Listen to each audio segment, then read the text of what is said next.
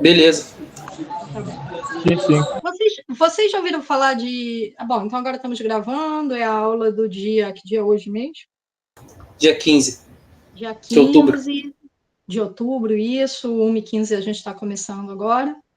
E vocês já ouviram falar sobre relações de ordem? Vocês conhecem essa terminologia, relações de ordem, gente? Podem escrever sim ou não no chat aí, tranquilos, porque eu acho que nem sempre isso é visto na licenciatura. Na verdade, eu só ensinei isso na universidade, no contexto de curso de computação, porque em computação eles veem essas questões das relações de equivalência, relação de ordem, matemática discreta, mas matemática discreta é um negócio que para mim faz muito mais sentido que fosse parte da licenciatura, aí ninguém viu, do que a disciplina, por exemplo, a própria disciplina de álgebra abstrata. Eu acho importante também a álgebra abstrata, mas eu acho que se estuda muito, muito, de uma forma muito aprofundada, né, a questão das estruturas, e se demonstra 300 mil coisas, e coisas simples como relações de ordem, relações de equivalência, que de alguma forma dialogam também muito com a educação básica, acabam não aparecendo no curso, né? Mas não tem problema não, porque a gente vai falar aqui. Então, e vocês já sabem que sempre dá um desconto que eu não gosto de álgebra. Então, dá sempre um desconto. Aqui, ó, eu botei até aqui umas coisas, então. Então, vamos pensar em relação de ordem. Aí, a primeira coisa que a gente pensa é o que é ordenar um conjunto, né? O conjunto é um bando, como até estava falando ontem o Vitor, você tem o saco de elementos jogados sem o saco, né? Só um monte de coisa, eu desenhei aqui um monte de bolinha. Se a gente pensa em ordenar, naturalmente o que a gente pensa é poder estabelecer... Peraí, deixa eu botar o trequinho aqui, que aí minha mão não vai atrapalhar na hora que eu escrevi. A gente pensa em poder estabelecer umas setinhas assim, ó. Né? Esse vem depois desse, esse depois desse, depois vem esse, depois vem esse. Isso seria a ideia de ordenação, concordam? Você conseguir colocá-los em sequência, não é isso? Sim. E é exatamente isso, conseguir colocar os elementos em sequência, assim, conseguir estabelecer essa direcionalidade, depois desse, vem esse depois desse, é o que a gente, de fato, necessita para ter uma relação de ordem dentro de um conjunto. Claro que tem uns detalhes que a gente tem que atentar, que a gente vai falar já já. Aqui eu coloquei essa ilustração aí também, para usar aquela ideia daqueles diagramas sagitais, porque, na verdade, para a gente ter em mente também uma coisa que a gente já falou, que uma relação, né, em geral, é como se fosse uma função. Na verdade, a função é um caso particular de relação, né? É uma correspondência entre dois conjuntos, né? Se ela tiver certas propriedades, você tem uma função. Quais são as propriedades para ter uma função? Todo elemento do primeiro conjunto do conjunto domínio tem que estar associado a um e apenas um elemento do outro conjunto, não é isso? Isso são as relações funcionais, que a gente chama de função. Muito bem. E outros tipos de relações são relações de ordem e relações de equivalência. Cada uma delas se caracteriza de um jeito diferente. Funcional é essa que eu falei agora, né? Que todo elemento do domínio, a gente chama de primeiro conjunto de domínio, ele tem que estar associado a um e a apenas um elemento do contradomínio. Já as relações de ordem é outra coisa que caracteriza. Vamos pensar nesse desenho daqui de cima, né? O que a gente gostaria de ter? Tem algumas propriedades. Vamos olhar em particular a relação do Z para o Z, tá? Que o Z é um que a gente está trabalhando bastante, né? Então, eu coloquei aqui Z, Z. A relação que a gente vai trabalhar é essa aqui desse símbolo, menor ou igual, agora. Então, cada elemento do domínio vai estar relacionado com todos os elementos do contradomínio que formam um par que formando pares que satisfazem essa ideia de que A é menor ou igual que B. Então, por exemplo, o menos 2. O menos 2, daqui no meu desenho, aqui, vai estar associado a quem do outro lado?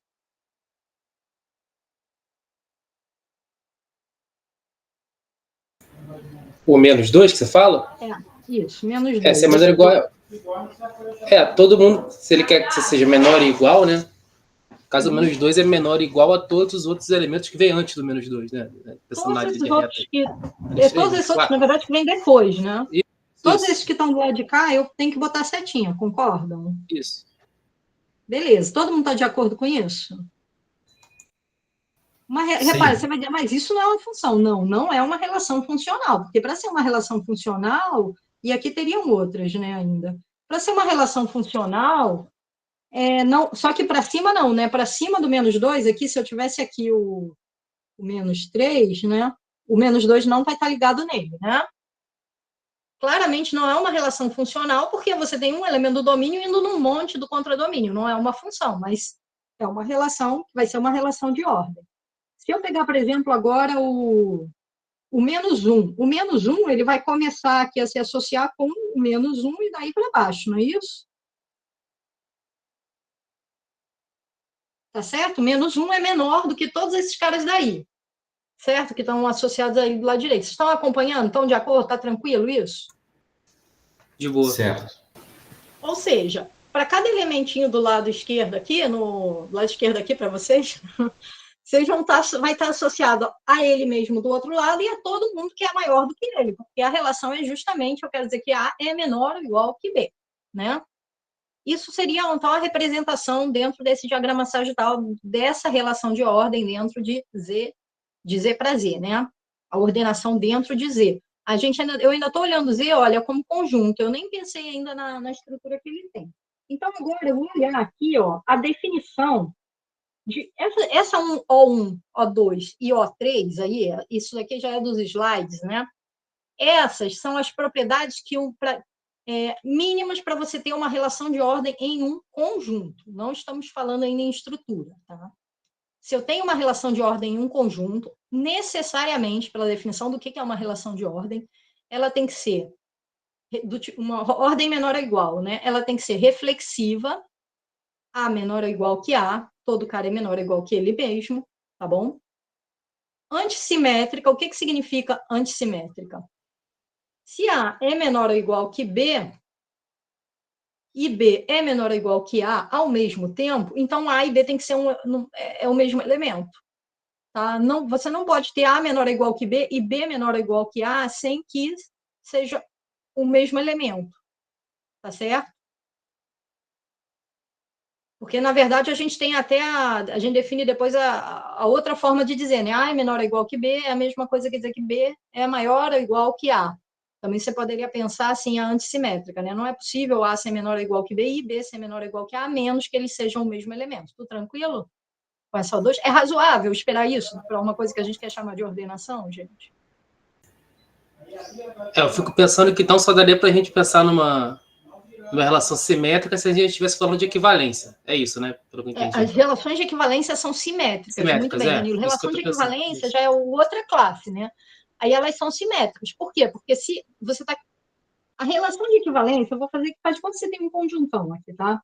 Na relação de ordem, o que a gente fez foi isso que a gente riscou aqui em cima, que foi desenhar setinhas, né? E ordenar os caras. Colocar todo mundo ali, um na frente do outro, numa fila, vamos dizer assim.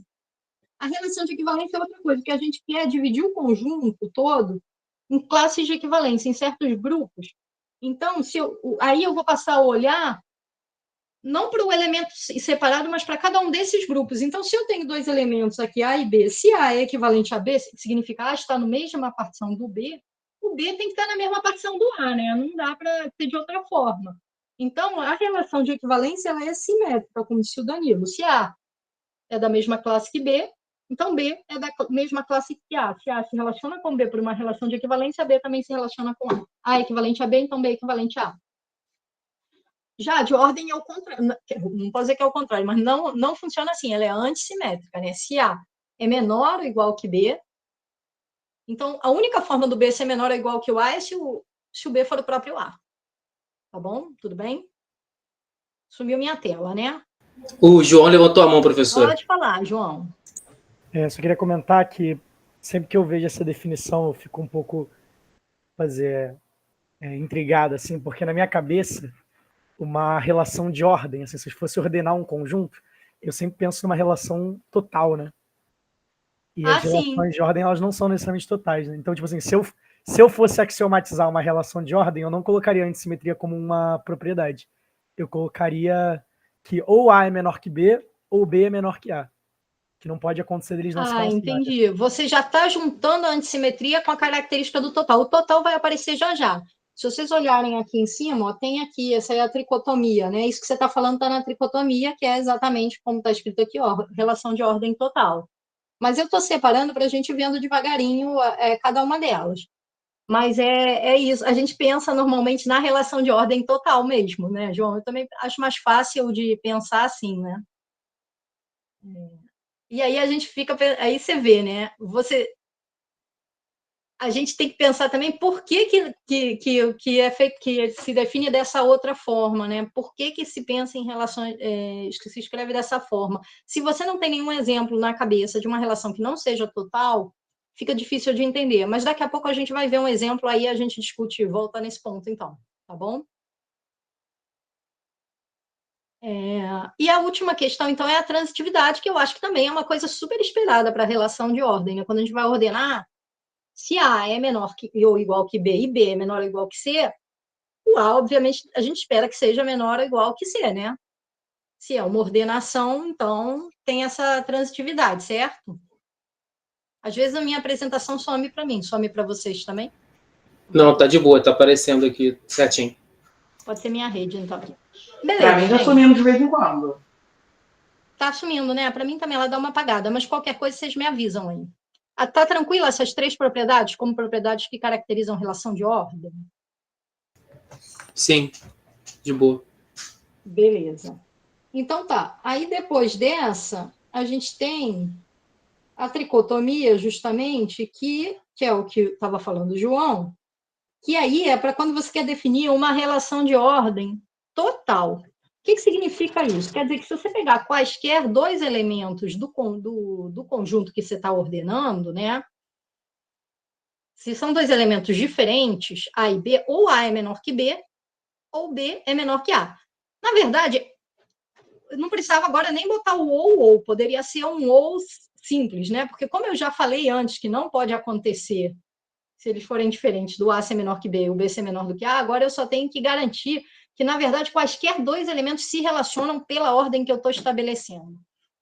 Se eu olhar aqui em cima, sumiu a imagem, mas já voltou. Se eu olhar aqui em cima, eu não estou tendo elemento aqui que eu não posso comparar esse com esse, não, tem que poder comparar. Então, por exemplo, se eu botar essa seta aqui, eu automaticamente consigo comparar agora esse elemento com todos os outros que já estavam, né?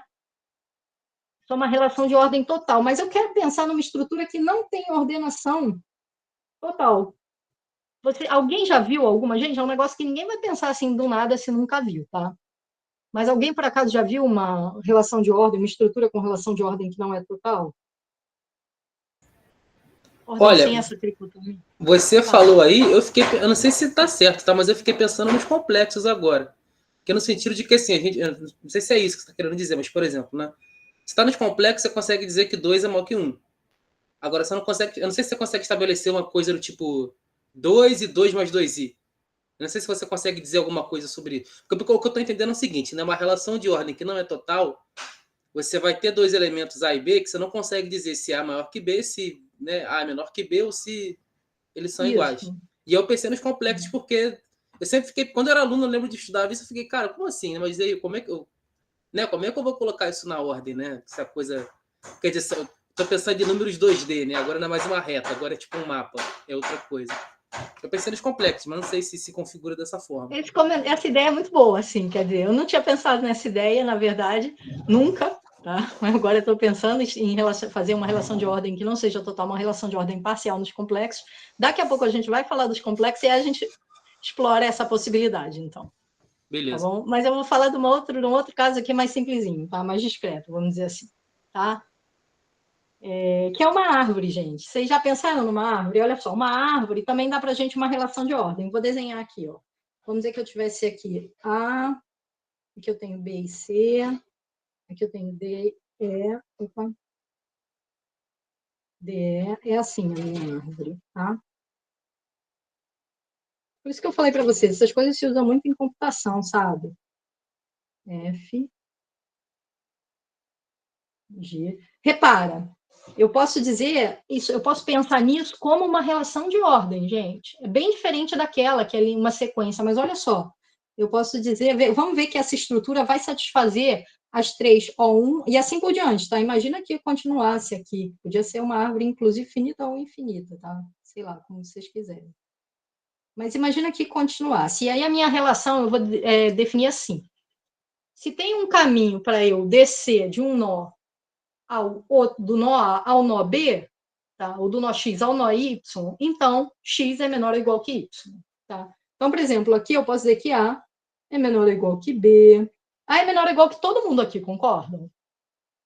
Porque eu consigo do A descer, chegar a qualquer outra nó da árvore, né? Tudo bem?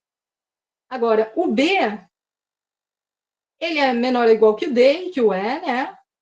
Mas eu posso comparar o B com o C ou com o F? Tá todo mundo na mesma geração ali, né? D, E, Mas F, do G. B, eu poderia pensar assim, olha, o F está abaixo do B. Mas eu não sim, consigo sim. chegar do B no F, certo? Descendo na árvore. Então, eles estão em caminhos, vamos dizer assim, paralelos, assim, eles não vão mais, o B e o F não consigo comparar.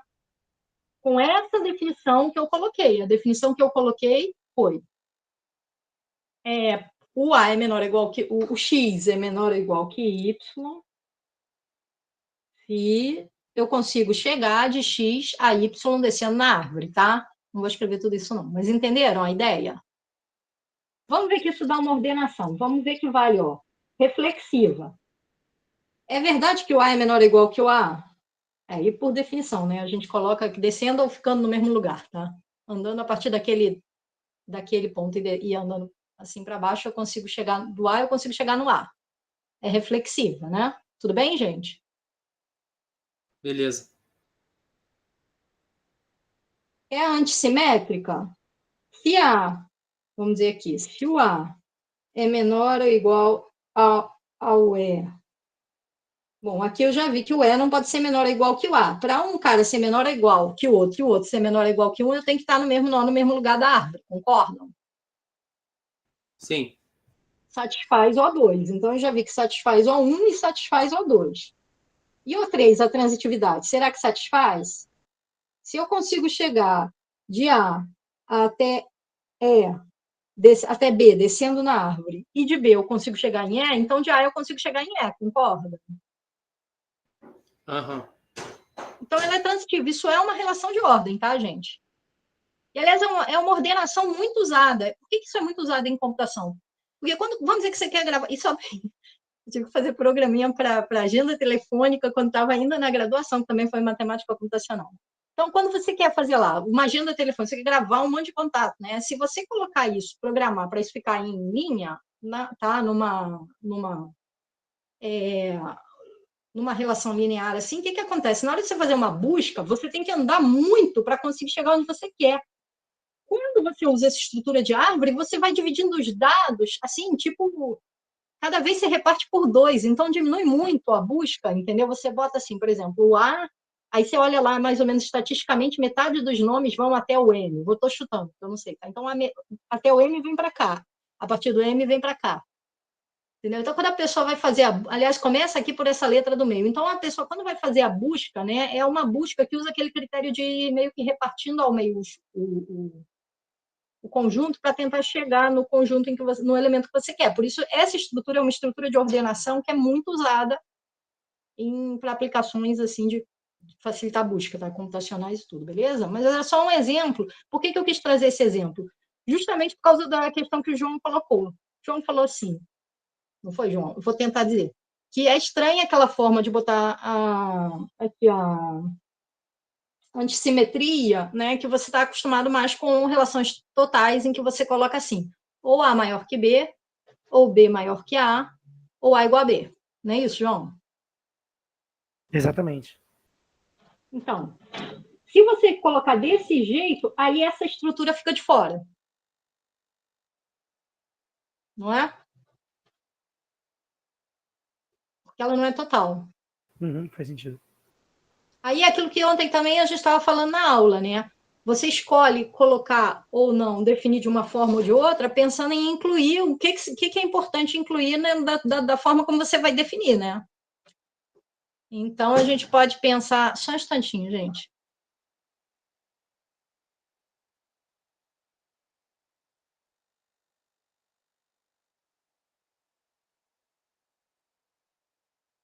Oi, desculpe.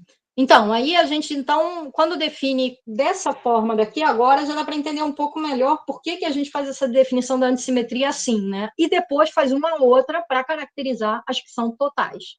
Tá? Então, você tem a antissimetria, que é o que basicamente impede que eu tenha ao mesmo tempo A menor que B e B menor do que A. Tá? No fundo, é isso. Se A é menor ou igual que B e B é menor ou igual que A, então A é igual a B. Tá bom? Tudo bem? E aí eu defino em outro lugar, né, que é essa O4, aqui ele botou tudo junto, mas como eu falei para vocês, né, aqui, ó, assim, tá tudo junto. Mas eu estou separando para poder a gente pensar o que significa cada uma delas, tá? Para entender melhor. Então, agora a gente entendeu aqui que quando a gente bota essa O4, tricotomia, essa estrutura daqui já não pode acontecer, ela fica de fora. Tá certo? Concordam? Beleza. Então, o que a gente vai trabalhar aqui, João, é dentro dessa opção que deixa de fora as árvores, tá? Eu trouxe a árvore só também para a gente problematizar por que não é escrito do jeito que o João estava propondo, né? Por que a gente precisa abrir em duas, tá? Justamente porque a definição geral, ela quer pegar também as árvores. Mas como a gente vai trabalhar com estruturas e as estruturas algébricas, e a gente não tem essa necessidade de trabalhar com essas árvores aí, então outras estruturas desse tipo, a gente vai considerar ordens totais, e aí aquela definição que o João colocou, ela pode sim ser usada aqui, então ela já abarca a antissimetria e o fato de ser uma relação total, tá? Então, mas até aqui a gente está falando em relações de ordens, a gente só falou de conjunto, a gente não falou nada de estrutura de soma, produto de operações, assim, dentro dos conjuntos, concordam? A gente está aqui em cima, tá dito que é sobre um anel, a gente quer pensar num anel, mas a gente ainda não trabalhou com essa parte, né? Porque essa parte, como vocês estão vendo aqui, olha, e eu botei aqui embaixo também, ela vai dar conta da articulação justamente aqui, ó. Essa parte é isso daqui, ó. Tá?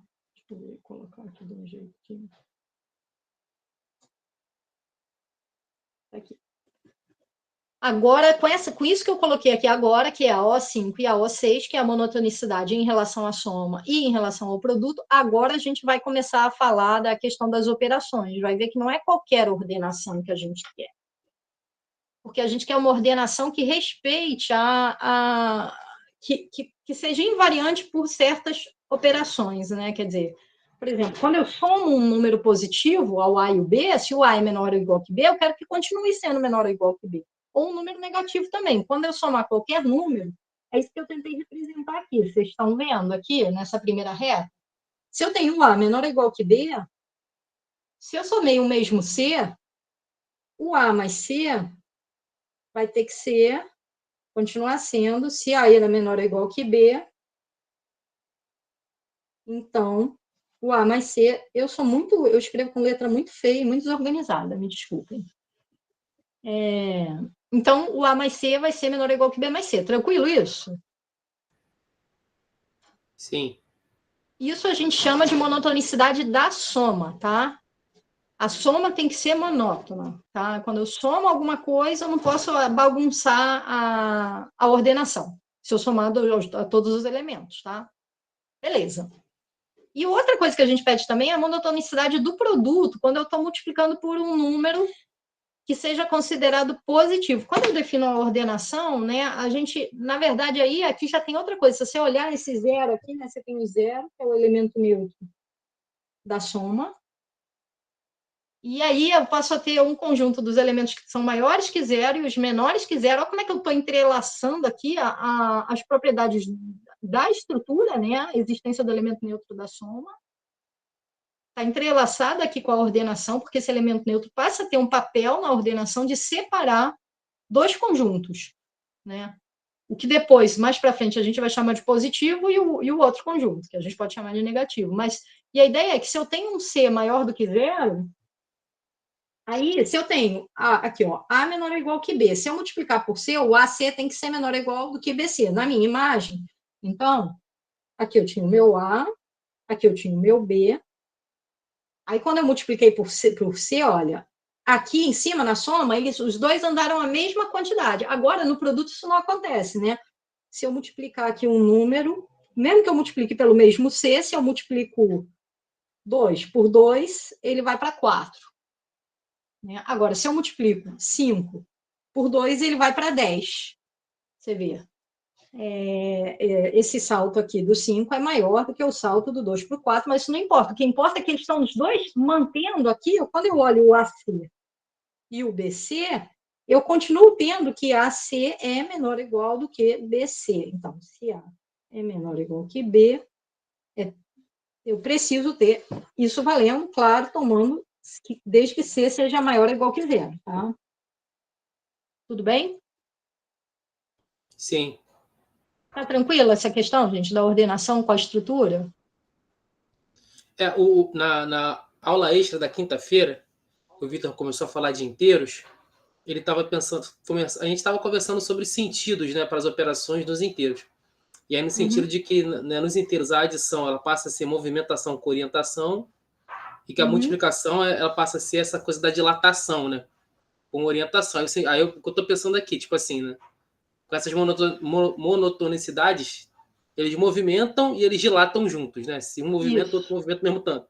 E se um dilata, o outro dilata o mesmo tanto. É por isso que não altera, né? Exatamente, exatamente. A taxa de dilatação é a mesma, né? Em cima a taxa de deslocamento é a mesma na soma, e embaixo a taxa de dilatação ou contração é a mesma, né? Aí, lembrando, eu acabei não podendo participar dessa aula e ainda não vi o vídeo, mas lembrando que quando você multiplica por um número negativo, aí acontece um outro fenômeno, que aí você tem uma inversão da orientação, não é isso? Muda a direção. Mas por um número positivo, o que você faz é expandir se for um número bom. Quando a gente está pensando, por exemplo, nos reais, se for maior do que 1, né? Ou contrair se for menor do que 1, mas sempre mantendo a mesma proporção, então não bagunça a ordenação, tá certo? Beleza. Tranquilo? Então, com isso, a gente já viu, então, entendeu aqui, olha, quando vocês olharem aí nas notas, não sei se vocês estão acompanhando também, todos esses itens aqui da ordenação de uma estrutura algébrica a gente discutiu, né? Desse slide daqui, ó. Vou ampliar aqui para vocês verem esse slide. Vocês têm alguma pergunta, alguma dúvida nesse pedaço aqui ainda? A gente ainda vai falar da questão do C e tudo, explorar aquela questão aí que o Danilo pensou de ordem parcial, pode ser, sei lá, vamos pensar juntos. Mas até aqui tudo bem? Tranquilo para a gente usar já essa conceituação de ordenação? Então tá bom, vou passar, beleza. Gente. Todo mundo está aí quietinho. Beleza. Tá aqui, eu tenho essa questão daqui agora. Eu tinha esquecido disso. Isso aqui é uma questão legal. Então, a gente podia pensar o seguinte, a gente ordenou Z, né?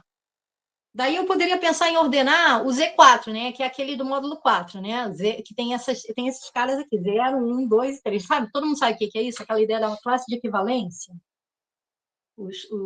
Você divide os inteiros em 4 classes de equivalência, dependendo do resto da divisão por 4. Então, aqueles que dão o resto do 0, ou seja, múltiplos de 4, estão todos nessa classe do 0. Depois tem que dá resto 1, fica aqui, e assim por diante. Resto 2, resto 3, e são todas essas possibilidades que não pode dar resto 4, que aí seria resto 0, né? Então, beleza. Daí eu poderia pensar em ordenar assim, ó.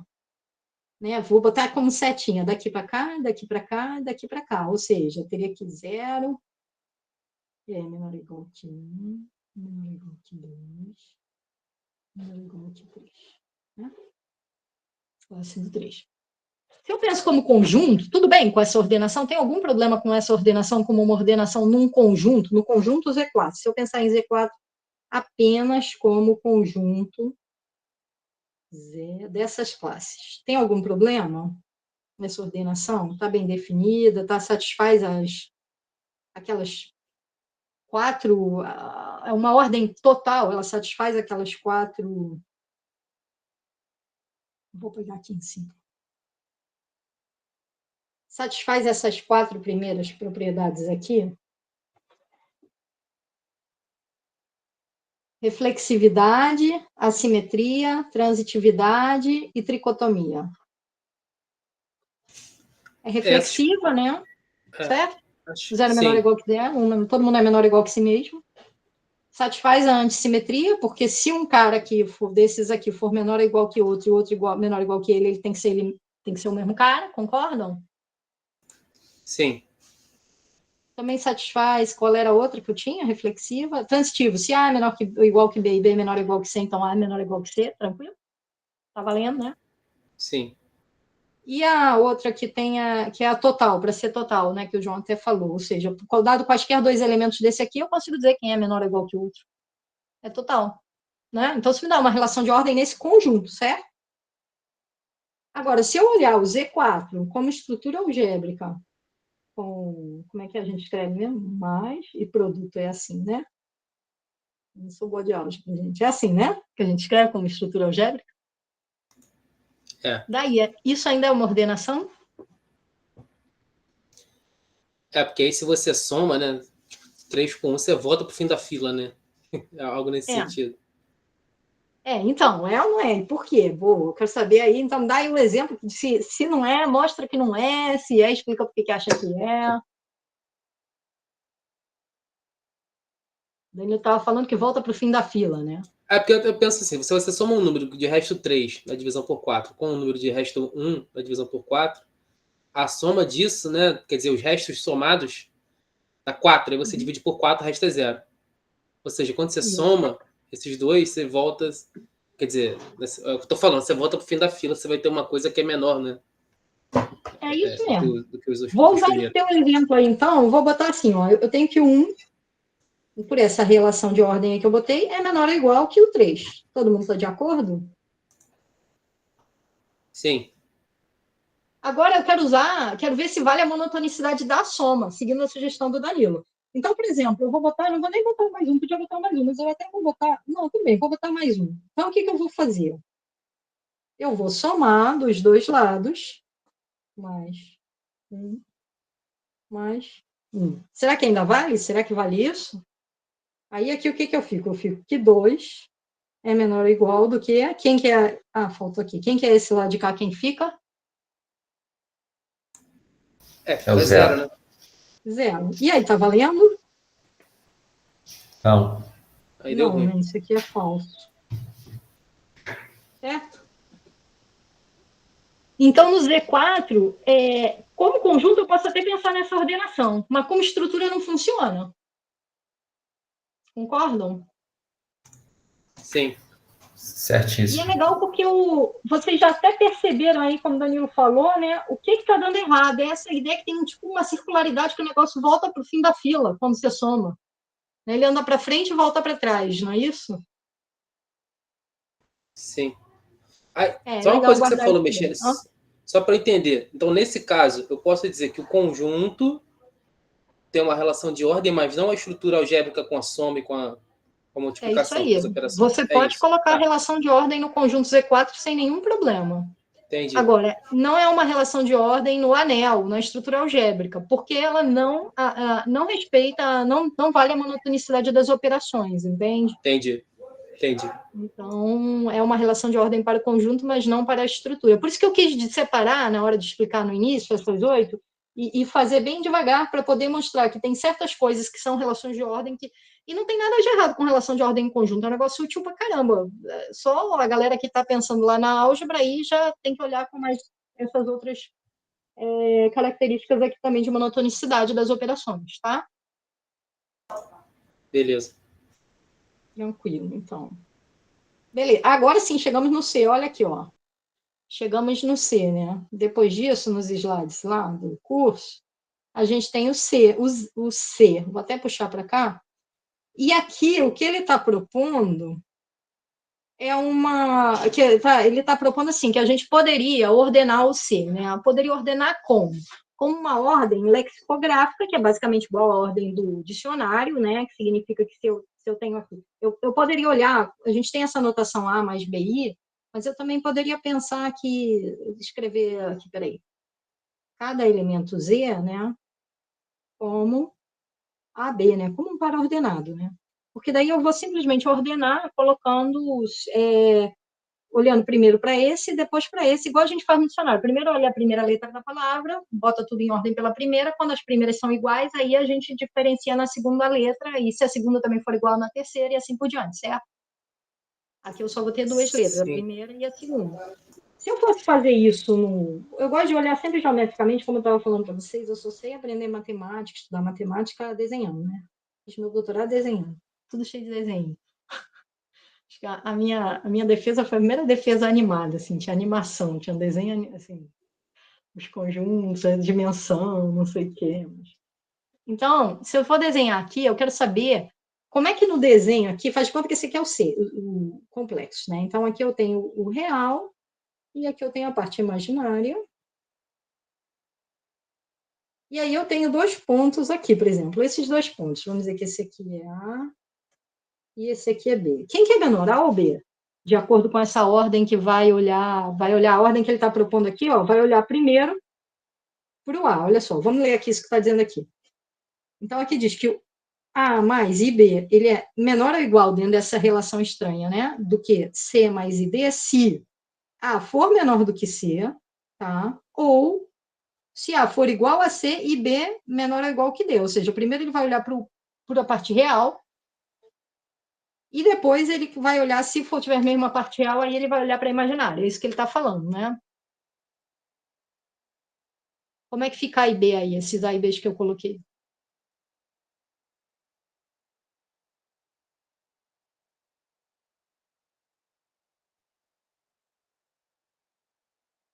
Quem é menor ou igual aí aqui?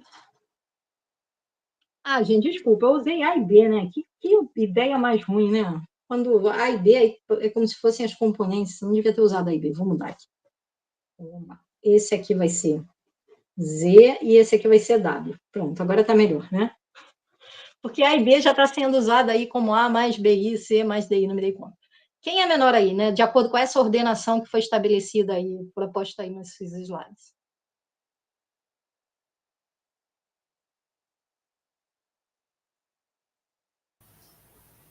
Me parece que C é menor, né? Z é O menor, Z, no né? caso. É, Z Z, é menor. porque a gente olha primeiro para a parte inteira, essa aqui é menor do que esse, então, aqui, olhando a parte real, desculpa, aqui, do Isso, Z é real. menor do que a parte real do W, então, Z é menor que W aqui. Se Já é eu verdade isso. tivesse... É. Hã? Aí já é verdade, né? Já é verdade o quê? Fala. É porque tem um ou aí, né? Mas um sendo verdadeiro já fica verdadeiro. Sim, Né? sim, exatamente.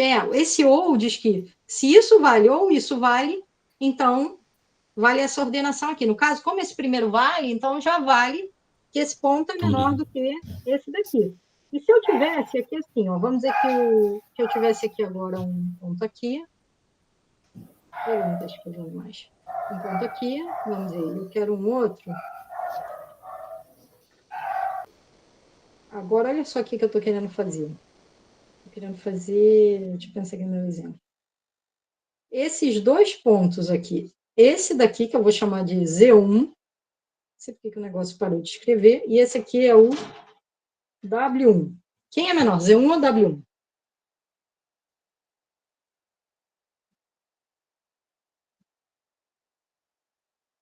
Z1 é maior, né? Porque a componente real dele é maior. Exatamente, Z1 é maior porque a componente real dele é maior. Mesmo que o W1 tivesse lá no alto, longe pra caramba, tivesse um módulo muito maior, de acordo com essa ordenação que foi estipulada, ganha quem tem a maior componente real, fica maior, não é isso? Então, a gente poderia pensar em que é como se você tivesse... deixa eu mudar a cor aqui para ficar um minutinho. Como se eu tivesse retas aqui, olha, né? E aí, a minha ordenação, ela é assim.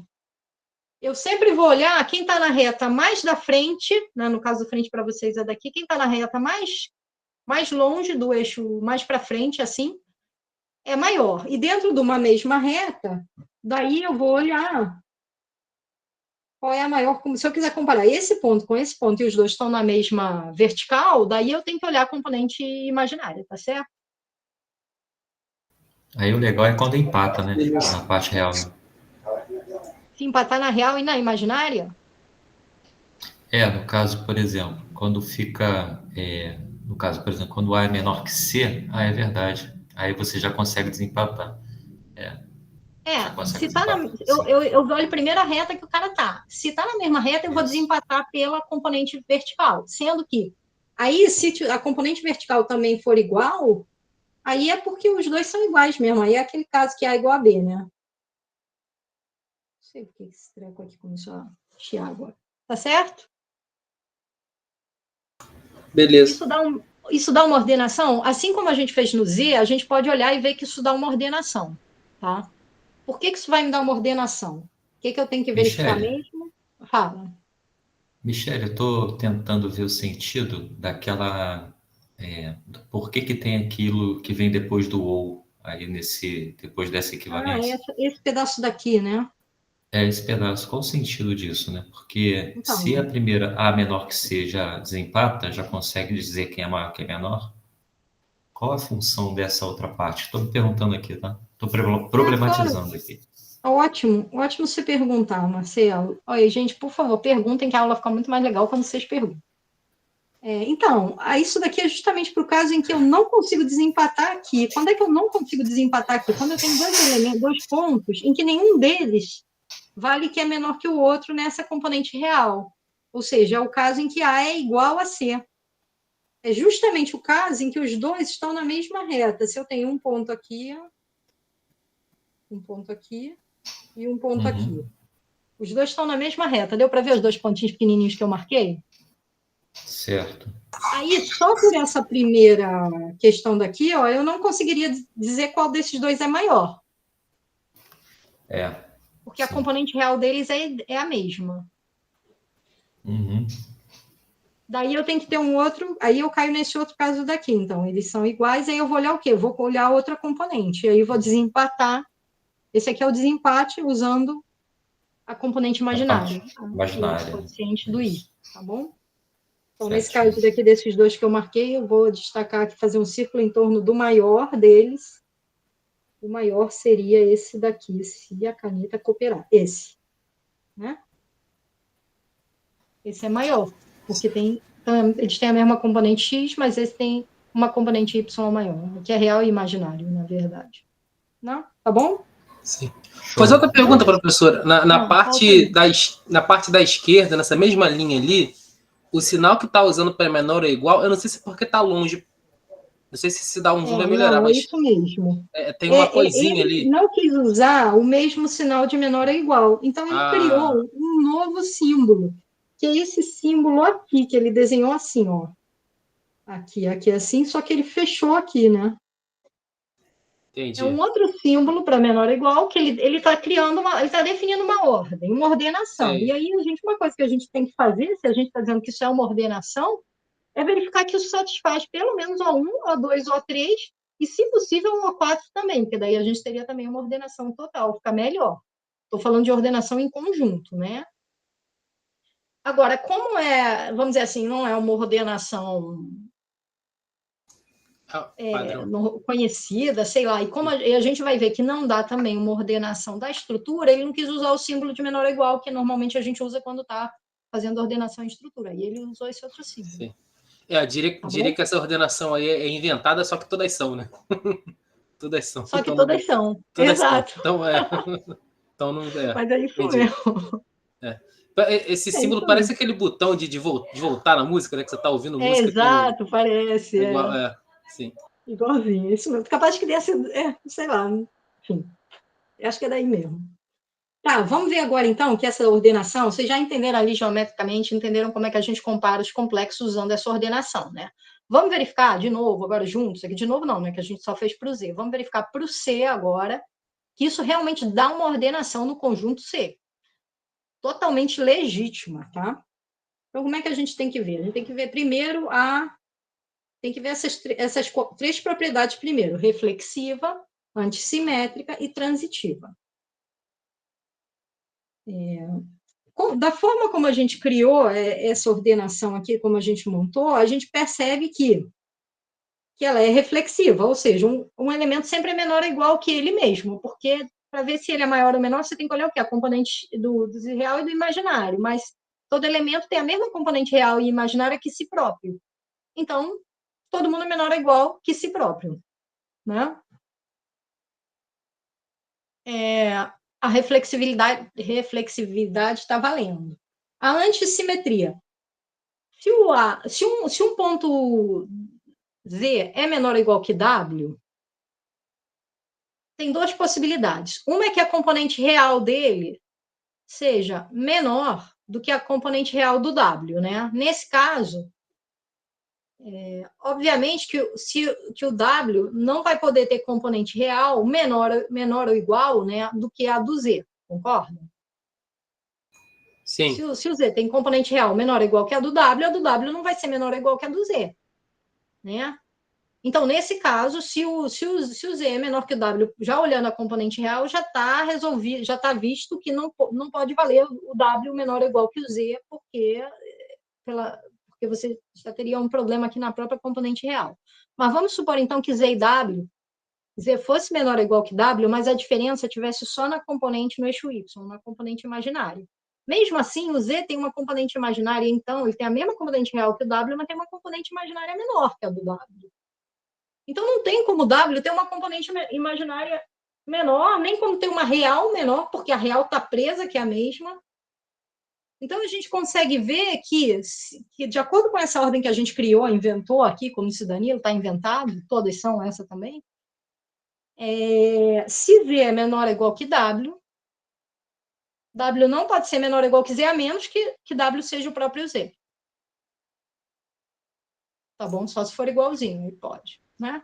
Beleza. Então, a antissimetria está valendo. A transitividade, deixa eu fazer um outro desenho aqui, peraí. Ó. Se eu tenho aqui um ponto Z menor ou igual que W, quer dizer que o W ele tem que estar onde? Ou ele está para cá do Z, né, em alguma outra reta para cá, ou ele está na mesma reta, mas aqui para cima, concordam? Ou seja, o W poderia estar, se Z é menor ou igual que W, o W poderia ser o próprio Z, poderia estar para cá assim, ou poderia estar em qualquer outra reta aqui assim. Estou marcando em verde os locais onde poderia estar o W para o Z ser menor ou igual que W. Tá certo? Pra gente, isso aqui que eu estou fazendo, gente, não é uma demonstração. A gente está fazendo uma argumentação pensando nas ideias apenas, mas eu acho que, por exemplo, para a nossa finalidade aqui, isso é suficiente, só para a gente ver como é que a gente pensa usando essas propriedades, tá? Agora, aí eu vou marcar o W. O W, vamos dizer que é esse ponto, não estou usando agora, que é esse ponto daqui, tá? Aqui. W é esse ponto daqui, azulzinho, tá? Aí vamos dizer que o W é menor do que WZ, o que vem depois? Do que vou usar V, tá bom, V. A gente só usa WZ, são os meus complexos favoritos, são WZ. Vocês têm algum qual complexo favorito de vocês que não seja WZ? Esse aqui vai ser o W. Querem escolher outra letra? Y, vamos botar Y. Y me lembra a função. Pode ser o V mesmo, V, U. V, vamos botar V. Então. Tá bom. Vamos ver que aqui está o V. Olha só, o Z é maior que o W, né? E o W é maior que o V. Vou até botar o V aqui, ó. Vou botar o V na mesma. Desculpa, o Z é menor ou igual que W e W menor ou igual que Z, porque Z eu botei aqui, não parece, mas o V, desculpa, eu botei aqui na mesma retinha, tá? Tá vendo? Eu falo para vocês, eu sou uma bagunceira, gente. Olha que bagunça que já tá isso aqui. Não sei nem como é que vocês estão acompanhando essa bagunça. Mas dá para ver aí, ó. O V, ele está na mesma reta do W, só que ele está mais para cima, então ele é maior por causa do critério de desempate do eixo imaginário. Então, se Z é menor que W e W é menor que V, então Z vai ser menor ou igual que V. Tudo bem? Como eu falei, isso aqui não é uma demonstração. Eu estou tentando aqui usar as ideias que a gente usou na construção dessa ordenação para ver se vocês concordam comigo intuitivamente que essa ordenação, do jeito que foi definida, é transitiva. Satisfaz que se um cara é menor ou igual que o outro e o outro é menor ou igual que um terceiro, então o primeiro é menor ou igual que o terceiro. Parece razoável isso para vocês? Tranquilo. Sim, tá tranquilo. Tá bom, né? Então é uma ordenação. Já temos que é uma ordenação aí, ó. E ainda por cima é total, né? Por que é total? Porque dado quaisquer dois pontos, esse critério, diferente da árvore, em que eu tinha dois pontos que eu não conseguia comparar, lembra? Eu não conseguia, porque às vezes podia não estar na mesma ramificação. Aqui não, dado quaisquer dois pontos, eu consigo comparar. Então, é total, uma ordenação total no conjunto dos complexos. Tudo bem? Sim. Então, por que a gente diz que os complexos não podem ser ordenados?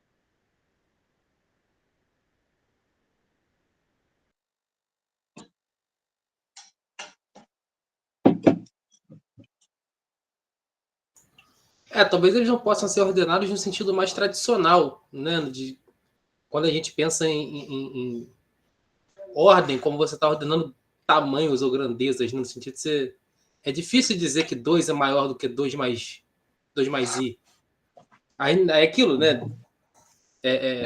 Formalmente, com essa relação que definiu aí, tudo bem. Então, será que tem alguma outra razão além dessa? Realmente, isso aqui não dá aquela ideia de quantidade que a gente pensa, mas será que tem alguma outra razão? Para a gente dizer assim que C não é um conjunto que possa ser ordenado, que a gente costuma falar assim, né? Ah, não dá para ordenar os complexos. Na verdade, a gente não, né? Eu custei muito para escutar isso, na verdade. Nem lembro, nem sei quando foi que eu escutei, mas tem gente que fala isso, que não dá para ordenar os complexos. Fala aí, João. Na minha cabeça, assim, pensando geometricamente, né? Acho que não daria para fazer isso, porque a multiplicação por um complexo é uma rotação, né? Então, de certa forma, você poderia pensar nos complexos como sendo igual o Z4 aí, né? É um conjunto cíclico, né? Se você fizer uma rotação em 360 graus, tu acaba voltando para o mesmo vetor que você estava antes, né? Então, de certa forma, vai ter algum número que você vai multiplicar, que vai rodar o suficiente a ponto de você cair num cara que é menor de novo, né? Igual no caso do Z4. Vai bagunçar a ordenação, né? Exatamente. É isso mesmo, João. Vocês entenderam? A gente vai desenhar aqui, mas vocês entenderam aí o que o João propôs? Aí ele já está olhando, ó, o João falou, olhando, pensando na ordenação de estrutura. A gente pode ordenar C como conjunto, mas não como estrutura algébrica. Porque para ser estrutura algébrica, além dessas todas que a gente verificou agora, essas 4 primeiras, a gente precisa verificar também a monotonicidade da soma e do produto. Aí eu vou tentar fazer aqui um exemplo que coincida com isso que falou o João aqui, ó. Quer ver, ó? Vou botar aqui, então, o meu lápis, aqui, vou desenhar aqui o eixo. Uma pergunta, né? Ele falou de multiplicação. A multiplicação fala quando a gente multiplica em maior do que zero. De acordo com essa definição aí de ordenação que a gente deu, né, essa ordenação que a gente construiu, quem seriam os maiores que zero? São os reais, quer dizer, são os números que têm componente real maior que zero, né? São os números que têm componente real maior que zero, né? Ou seja, todo mundo para cá, assim, calma, deixa eu botar uma corzinha clarinha aqui, vamos ver. Todo mundo para cá, assim, ó, todos esses caras que estão do lado de cá são positivos, concordam? Todos eles são maiores que zero. Positivos não, vou dizer, são maiores que zero. Aqui está o zero. Quem que é maior que zero? Todos esses caras são maiores que zero. Mais alguém? E o eixo Y, exceto zero, né? O eixo todo? Não, minto, o eixo positivo, o eixo para cima. Isso. A parte daqui para cima, né? Essa parte daqui também. Tudo isso aí é maior que zero, né? Isso é outra parte do ou, não é isso? Baixo, e para o lado de cá, ou melhor. Desculpa, acho que vocês veem ao contrário, para cá e para cá. Fala, Marcelo. Essa é outra parte do ou, não é isso? Que vai considerar o eixo Y, a parte de cima toda. O que vai considerar o eixo Y é a outra parte do ou, exatamente. O número 3i, por exemplo, ele tem parte real igual a do zero. Então, ele vai desempatar na parte imaginária. O próprio i, então, é maior que zero. Né? I é maior que zero, concordam? Vou escrever isso com outra cor aqui, porque isso a gente vai usar agora. I é maior que zero, estão de acordo? Certo. Então, nessa relação aí, sim. Hã? Nessa relação definida aí, sim, né? Nessa ordenação, eu estou discutindo essa ordenação aqui. Eu quero ver se essa... Claro. Eu quero usar a ideia do João para provar que essa ordenação ela não respeita a monotonicidade. Portanto, ela não é uma ordenação do ponto de vista da estrutura algébrica. Tá? E aí, o que eu vou fazer aqui? Eu vou pegar, então, aqui dois complexos. Um vai ser o complexo, eu já desenho como vetor, mas eu vou botar aqui. Esse aqui é o complexo 1 mais 0i. Tá? E eu vou pegar aqui outro complexo, que vai ser o 0 mais 1i. Ou seja, dito de outro modo, o 1 e o I, tá bem? Quem que é maior? O de baixo, né? 1 mais 0 O I. de baixo. Ou seja, peraí, desculpe. Eu vou escrever assim, I é menor ou igual a 1.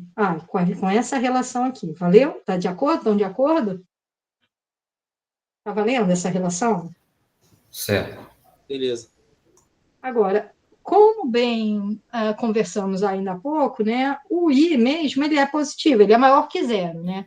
Então, eu vou multiplicar aqui I por I, e aí aqui vamos ver se vou manter a relação quando eu botar aqui 1 vezes I.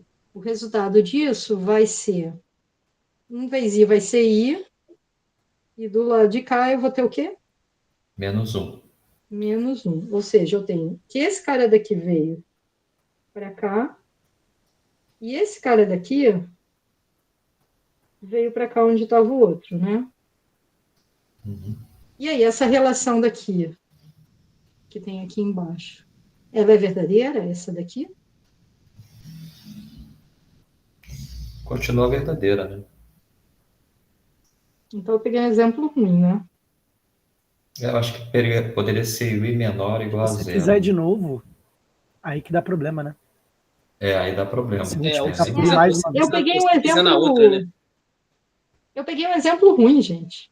Não, mas esse aí que o João falou realmente faz sentido. Se você fizer multiplicar por I novamente a de novo, multiplicação por I, né?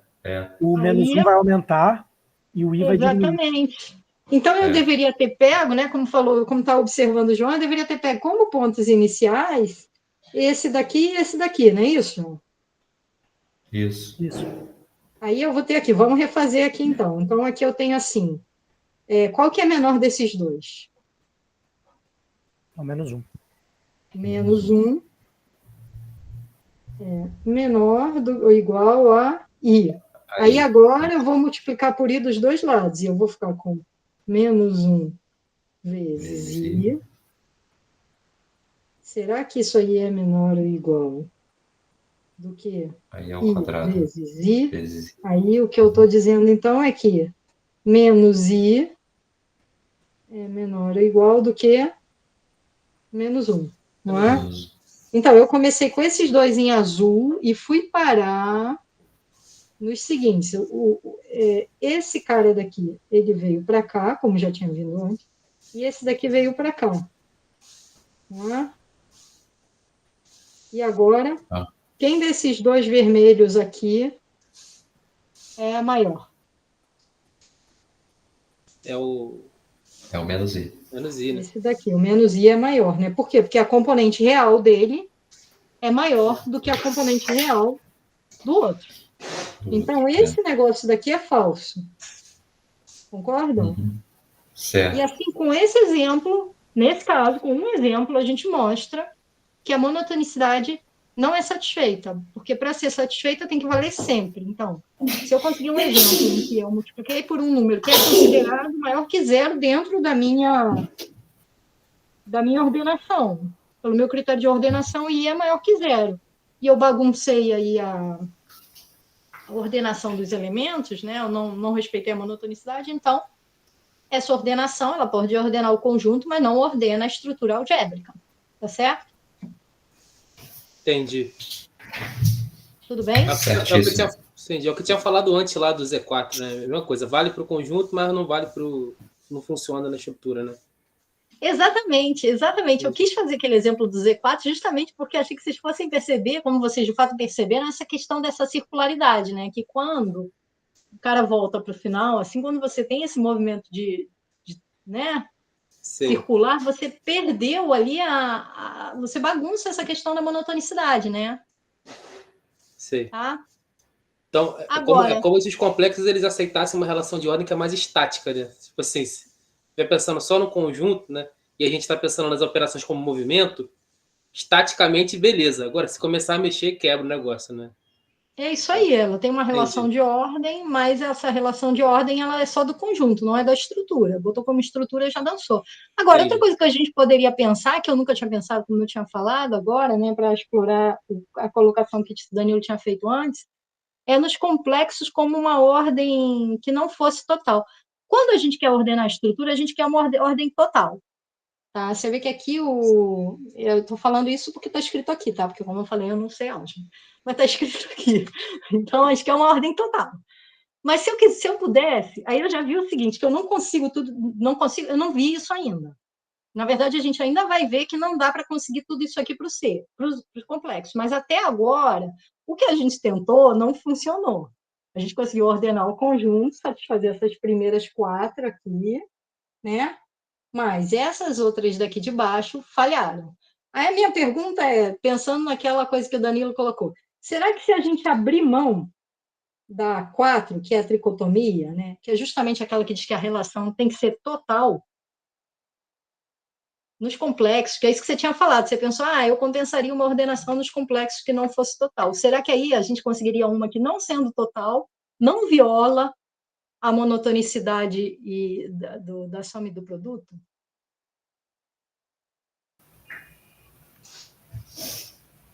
E, Michele, pensei aqui numa possibilidade. Pode falar.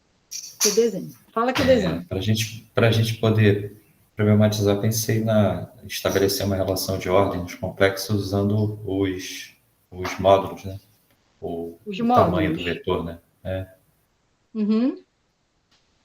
Aí, como é que seria? Aí, que eu lembro, né? Quando multiplica pelos módulos, né? Os módulos se multiplicam, isso. Exatamente.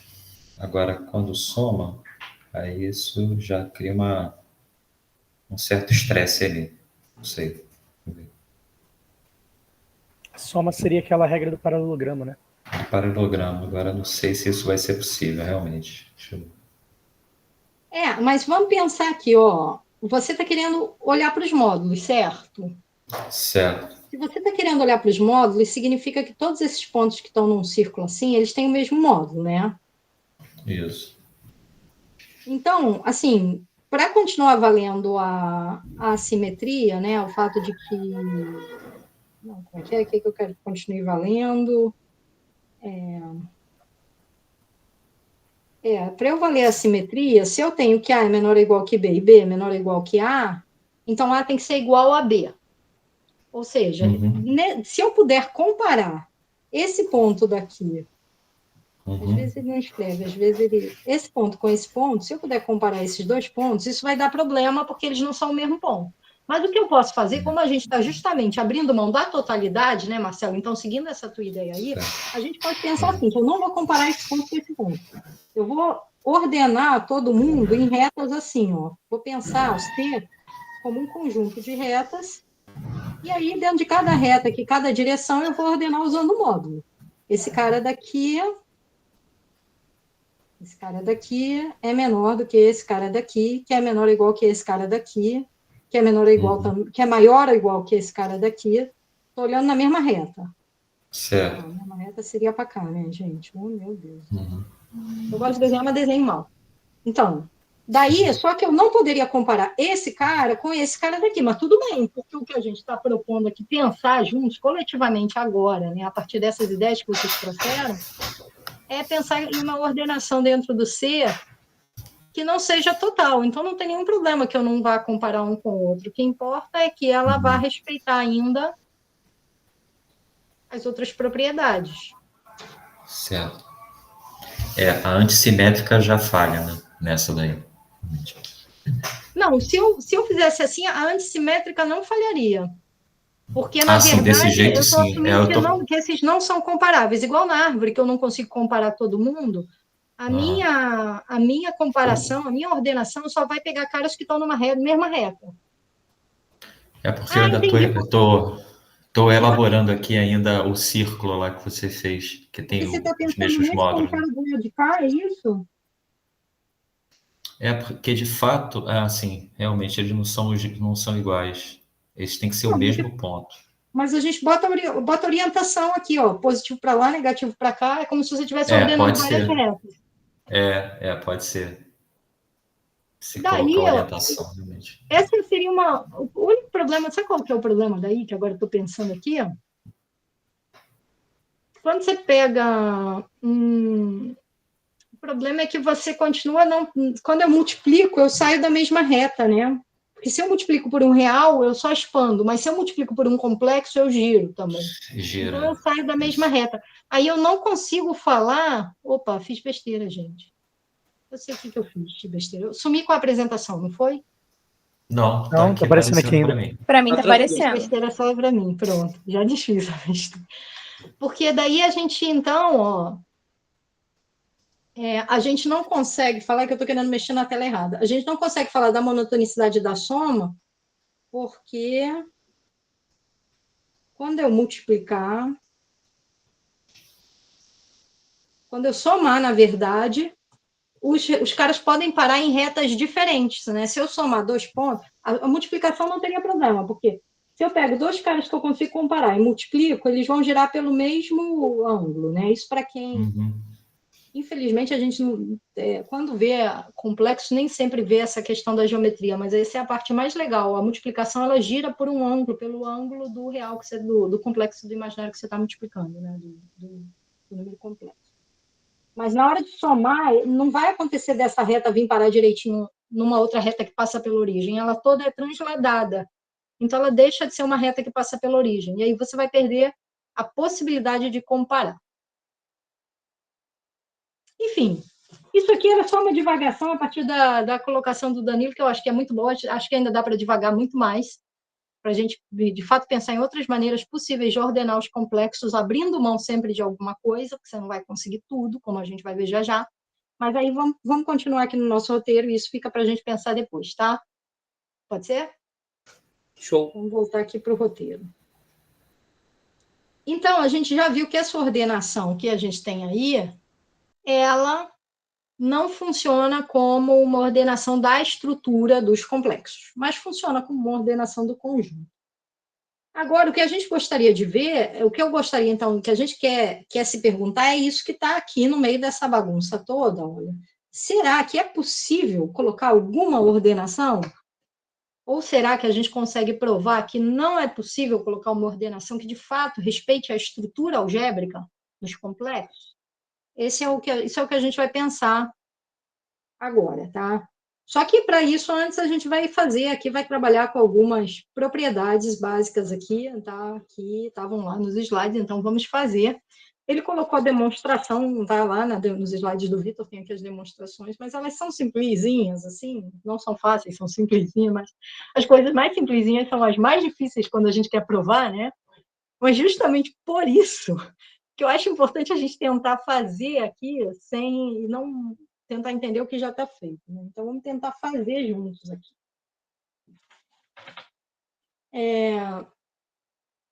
A primeira coisa, a propriedade aqui, então, né? Agora a gente já sabe bem, já discutimos o que é um anel ordenado, a gente já sabe. Para ajudar a gente nessas demonstrações, eu trouxe para cá, olha, todas as propriedades que a gente pode usar dos anéis, né? Dos anéis, na verdade, aqui é mais do que anel até, né? Tem as outras também.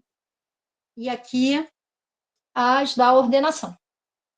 É o que a gente tem na mão para usar, para provar o que a gente quiser provar. Então, a primeira coisa que a gente quer provar é que, para todo A pertencente a A, né? Vale que A é maior ou igual que zero, C e somente C, menos A. Esse que é o problema, isso que eu falei, tá vendo? Essas coisas que a gente escreve mais simplesinha, que é que se A é maior ou igual que zero, então menos A é menor ou igual que zero, provar essas coisas óbvias é um negócio meio doido, né? É uma coisa que tipicamente não é um quebra-cabeças, e tipicamente ou você já viu como prova, ou você não vai saber por onde começar, porque parece que o que você quer provar é mais básico, é tão básico que parece que é uma premissa quase. Então, como assim? Eu não provo uma premissa. Só que dentro dessas construções que a gente faz, então, dessa estrutura matemática, como isso daí sai como uma propriedade, ela precisa ser demonstrada a partir dessas outras, dessas propriedades que a gente tem aqui, de A1 a 10 e de O1 a O6, né? E, basicamente, o que a gente faz é manipulação. A gente já viu ontem algumas manipulações algébricas, né? E aí também mais uma razão pela qual eu não gosto de álgebra. Mas vamos lá. Então, como é que eu faço para passar daqui disso que eu tenho aqui, da esquerda, para isso que eu tenho aqui na direita, usando essas aqui? Vamos começar assim, ó. Primeiro eu vou fazendo, depois vocês vão ter que me ajudar nas outras, tá? Aqui é uma, vamos dizer assim, uma estratégia, né? Uma técnica, que depois que você vê 50 vezes, você acaba já sabendo como faz, né? Que é, você soma, eu quero, bom, uma coisa que eu já vou fazer para facilitar a minha vida, porque já é uma como é que diz, uma complicação, atrapalhar o aluno escrever isso desse jeito. Eu vou, para começar, vou escrever isso de outro jeito, vou escrever assim, ó. Na mesma ordem que eu tenho esse sinal de menor é igual. Então, aqui o que eu quero provar é que 0 é maior ou igual do que menos A. Todo mundo concorda que tanto faz isso, que o fato de eu ter trocado não muda nada? Tranquilo. Mas por que eu quis fazer isso? Porque a estratégia para você fazer esse tipo de prova é somar, é usando essas outras propriedades. O que diz a propriedade? Que você pode somar alguma coisa dos dois lados, que você pode... Então, no final, o teu sinal é mais facilmente chegar na mesma posição que está. Você que está maior ou igual, eu vou chegar com maior ou igual. Então, eu troquei, tá? E o que eu vou somar dos dois lados para passar desse primeiro, desse negócio daqui da esquerda para esse da direita? O que eu tenho que somar dos dois lados? Menos A. Menos A. Então, isso daí é verdade, C e somente C. Agora, eu posso somar menos A aqui, ó. A mais menos A, por maior ou igual do que 0, mais menos A. E por que eu posso fazer isso? Eu posso fazer isso? Eu posso afirmar essa equivalência? Usando alguma dessas coisas que tem aqui na esquerda?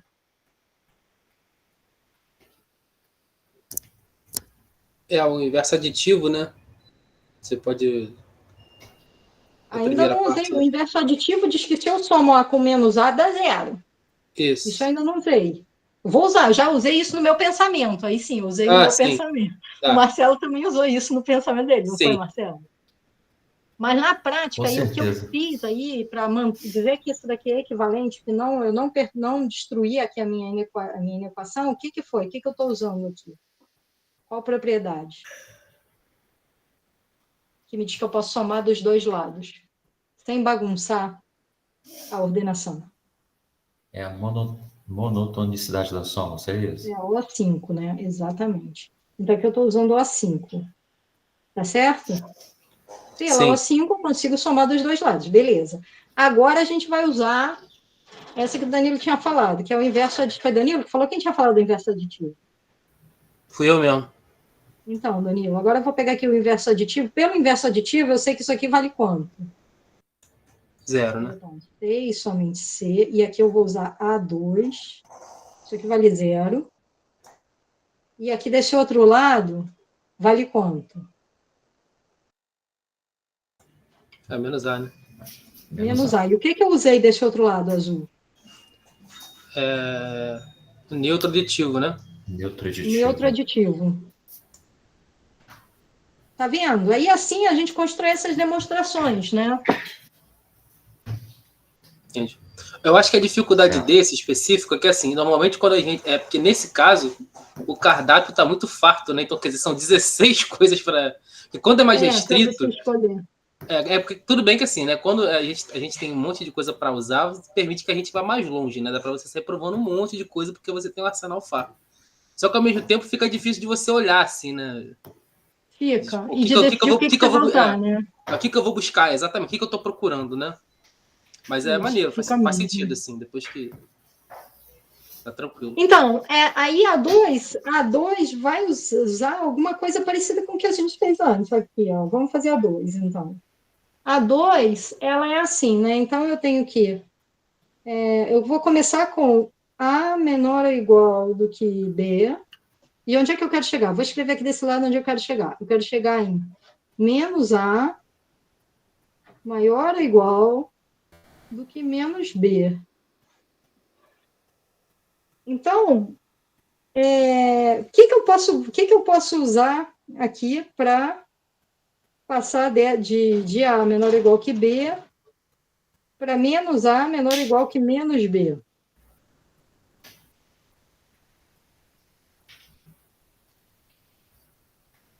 Eu gosto até, vou fazer aquilo que eu já fiz antes, porque eu gosto mais de escrever, eu gosto mais de ver, vocês vão ver que ajuda se a gente escrever assim, menos B menor ou igual que menos A. Porque daí a gente pode pensar em somar e subtrair dos dois lados, porque a gente tem a monotonicidade, manter aquele sinalzinho e tentar ver se eu consigo somar alguma coisa aqui dos dois lados para tentar chegar nesse resultado que eu quero.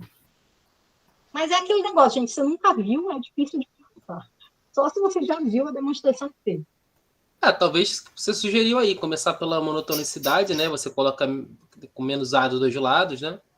E aí depois menos B dos dois lados. Vou tentar isso, então. Vou colocar menos A e menos B dos dois lados. Então, vai ficar assim, ó. A mais menos A. Opa, falta o menos, né? Isso. Mais menos B. Estou somando esses dois caras aqui dos dois lados, tá? Menor ou igual que B mais menos A. Vou apagar esse treco aqui do lado, porque... Como é que eu faço para apagar agora? Vou tirar ele para lá, pronto. Não precisei apagar, que eu não sei apagar aqui. Vamos lá. Mais menos B. Tá, o que a gente usou mesmo aqui, então, foi a O5, né? O5, é. O5, beleza. Agora, isso aí é equivalente a quê? Agora, o que eu vou usar, o que eu vou fazer aqui? É associatividade, né? Associatividade não, porque a associatividade que eu tenho... da adição, né? Da adição, associatividade A4, da adição. no caso. Isso. A4. E aí, para quê? Para mudar o jeito de... E, na verdade, do jeito que eu escrevi aqui, eu vou usar a comutatividade também, porque eu vou ter que trocar aqui, ó, esses dois aqui, para poder juntar o B com menos B, né? Exato. Eu vou usar associatividade e comutatividade e vou reescrever isso aqui assim, ó. Que aí você junta como você quer, né? Pois é, eu posso arrumar como eu quero usando essas duas, né? Menor ou igual do que B. Opa.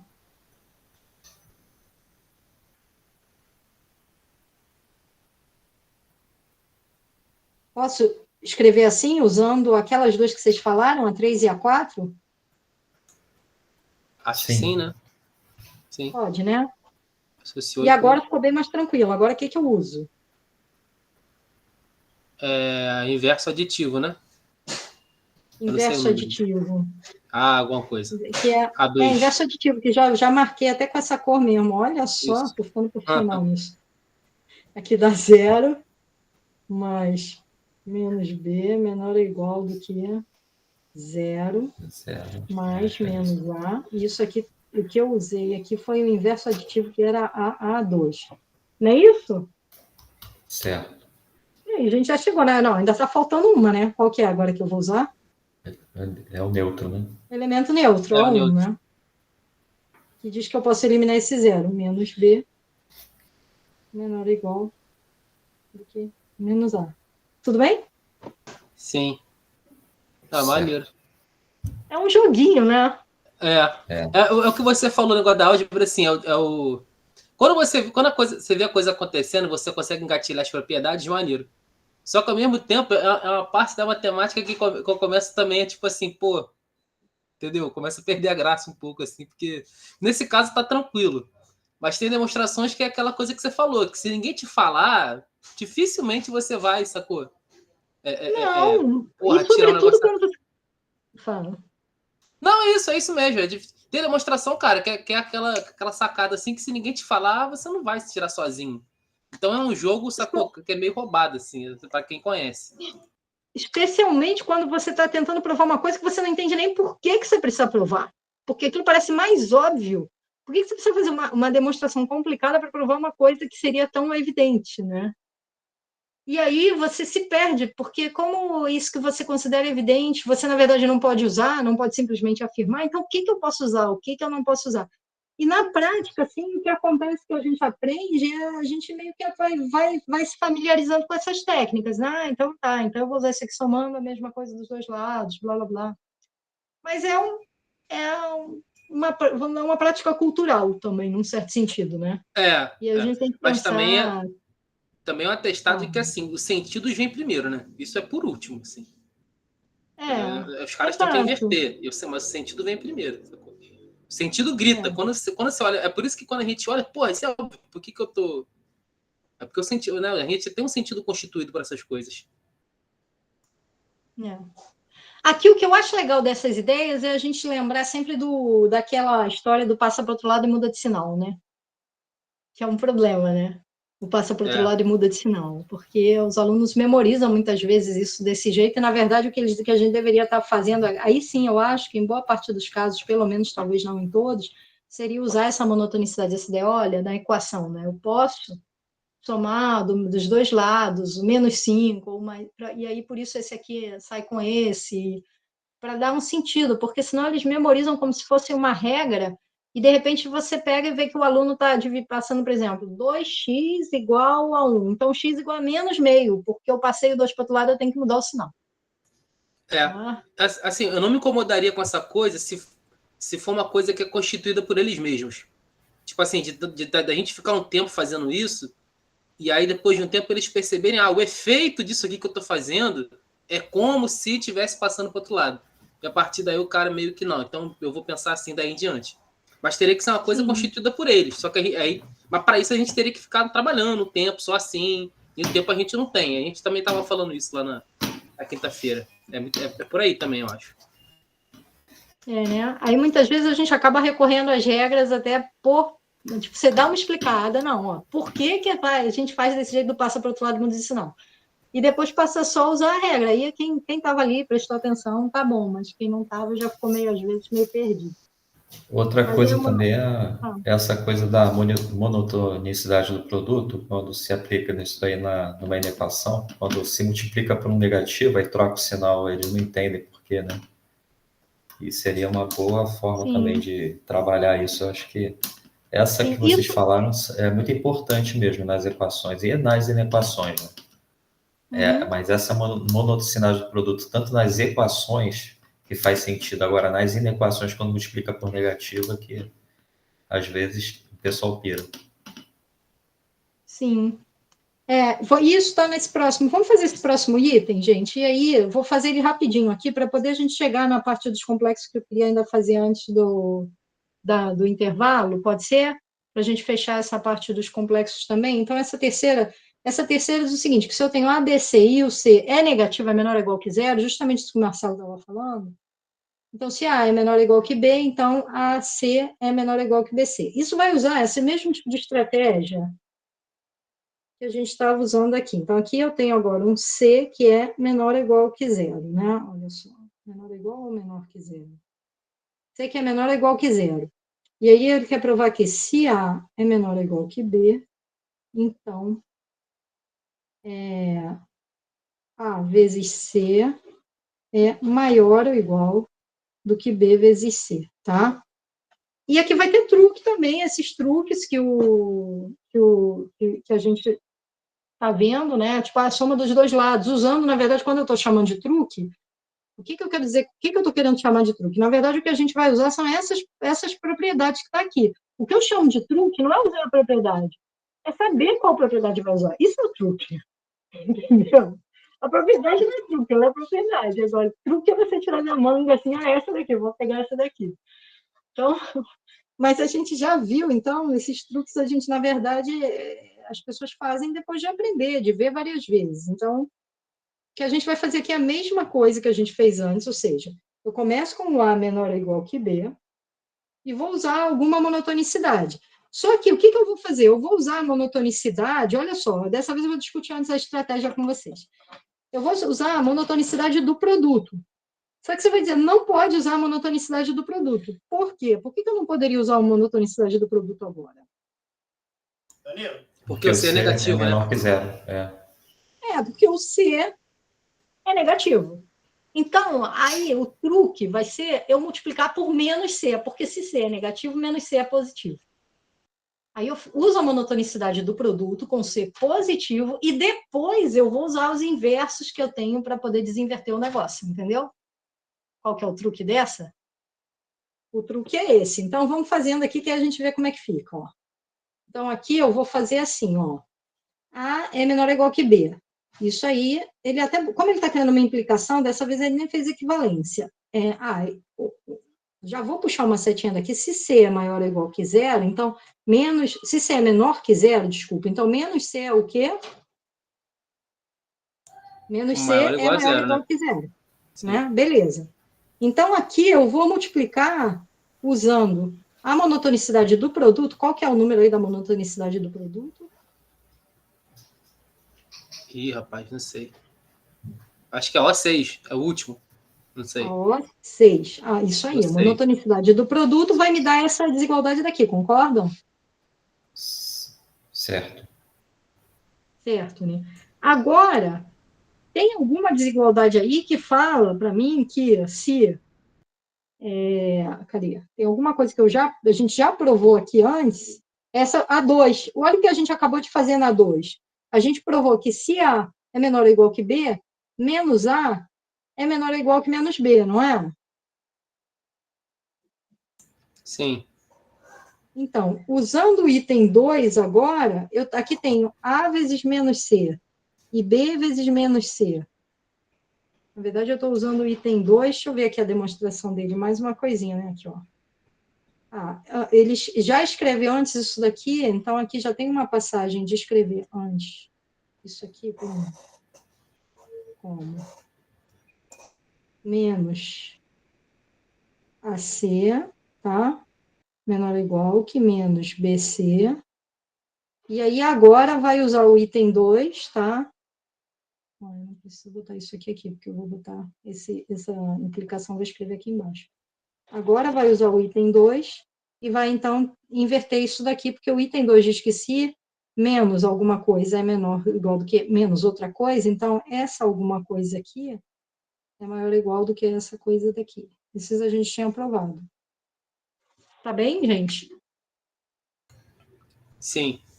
Sempre que eu me sinto, sempre que eu começo a fazer conta, eu me sinto falando sozinha. Então, quero saber se vocês ainda estão aí, se faz sentido para vocês. Só uma coisa, Michele, aquela primeira passagem ali que você fez, né, de C menor ou igual a zero, para menos C maior ou igual a zero, o que você usou ali, ou é direto? Então, foi exatamente foi a mesma coisa que eu usei aqui embaixo, foi o item 2. Tá bom. Tá bom, ainda tem isso, né? As coisas que a gente começa a provar também entram no cardápio, né? Também. É a maldição do conhecimento. A coisa vai... Mas aí, gente, está dando para acompanhar?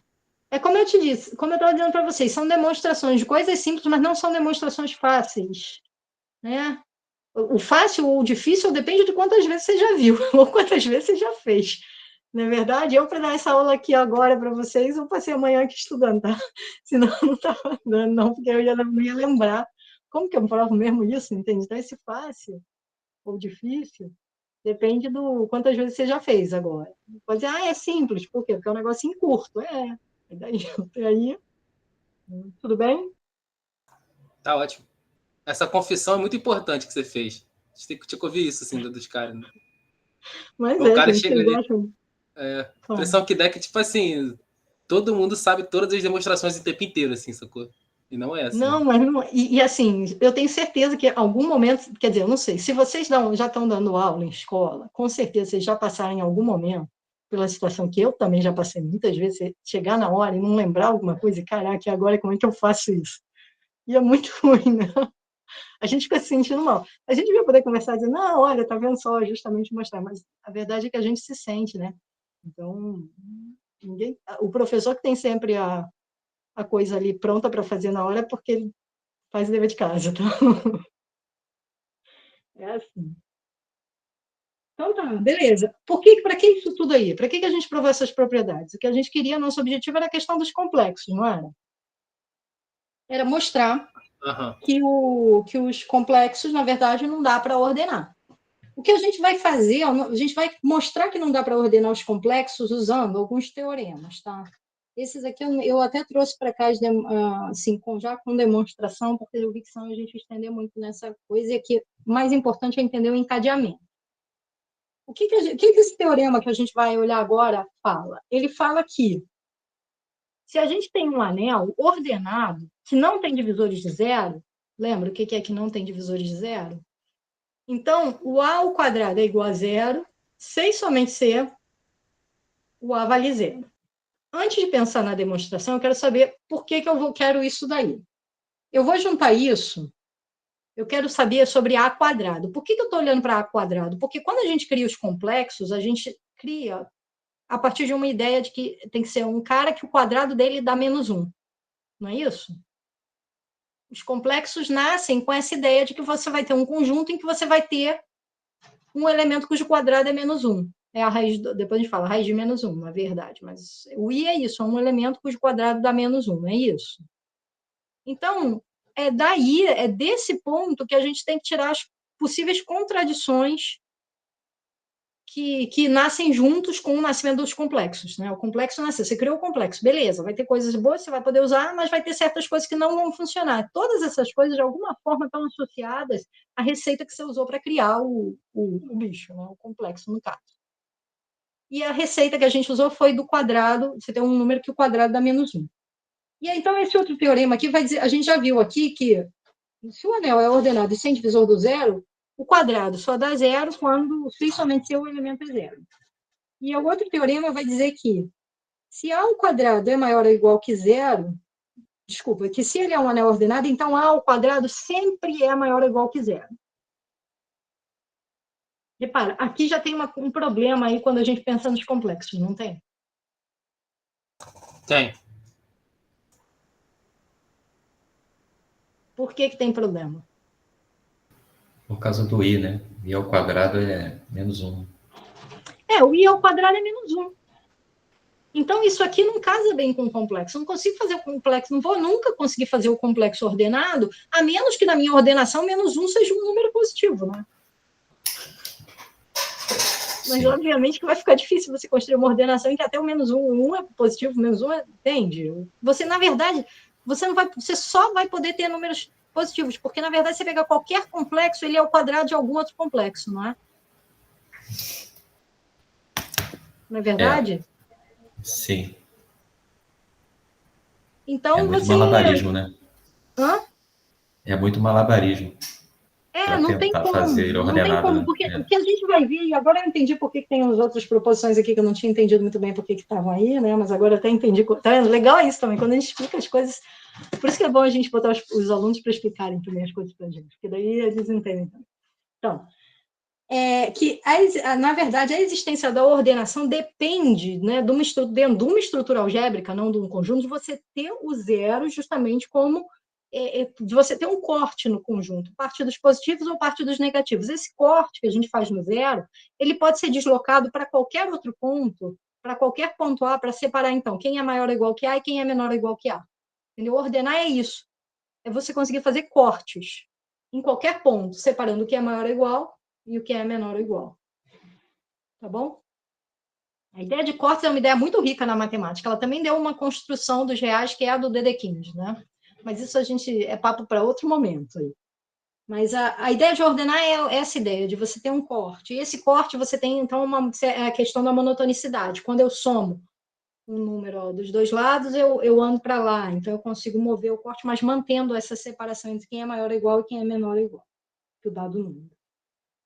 Então,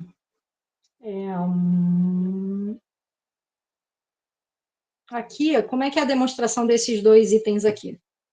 Esse daqui, o anel, sem divisores do zero, então, A ao quadrado, deixa eu pegar essas coisas daqui, ó, e trazê-las para cá, para poder a gente usar lá embaixo, né?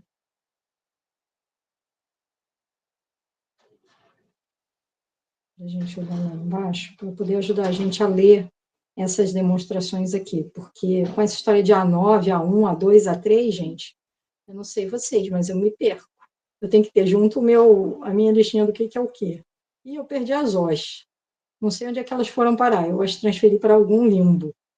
Vamos usar só as As, então. As Os, mais ou menos, a gente sabe que as primeiras são as de conjunto. Vamos usar isso aqui. Tá. Vamos lá. Tudo bem aí? Então, Tranquilo. se eu tenho... Tranquilo? Tranquilo.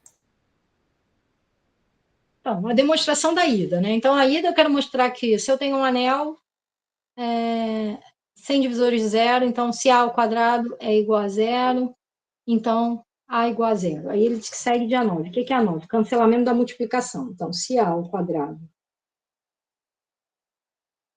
Fiquei com essa cor aqui, deixa eu mudar aqui para rosa, eu gosto desse rosa. Se A ao quadrado é igual a zero, então, ele vai mostrar aqui A igual a zero. Como é que a gente vai fazer isso usando cancelamento?